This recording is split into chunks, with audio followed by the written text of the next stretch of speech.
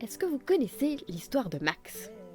Ce matin-là, il se lève en retard pour sa réunion, tente de rattraper le temps perdu et commet un gros excès de vitesse.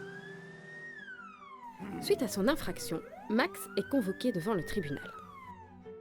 Le juge condamne Max à une peine de travail autonome. Elle peut être comprise entre 20 et 300 heures, soit entre 2 et 38 jours. S'il ne les réalise pas, il devra payer une amende. Max est ensuite convoqué pour rencontrer une assistante de justice. Elle lui explique alors le déroulement de la peine de travail. Max, vous avez été condamné à une peine de travail de 60 heures. Est-ce que vous savez ce que c'est? Pas vraiment. J'ai un petit peu oublié ce que le juge m'a dit. Donc voilà, c'est un travail gratuit à effectuer durant votre temps libre au profit de la collectivité. Ah d'accord, et donc concrètement, c'est quoi la suite?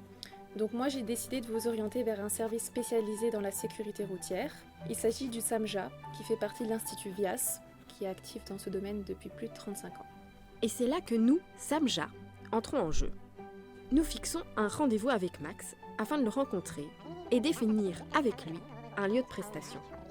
Après discussion sur ses compétences, son emploi du temps et ses centres d'intérêt, Max participera avec d'autres justiciables et encadré par le SAMJA à la tenue d'un stand de sensibilisation lors de la semaine de la mobilité, et ce, pour une vingtaine d'heures.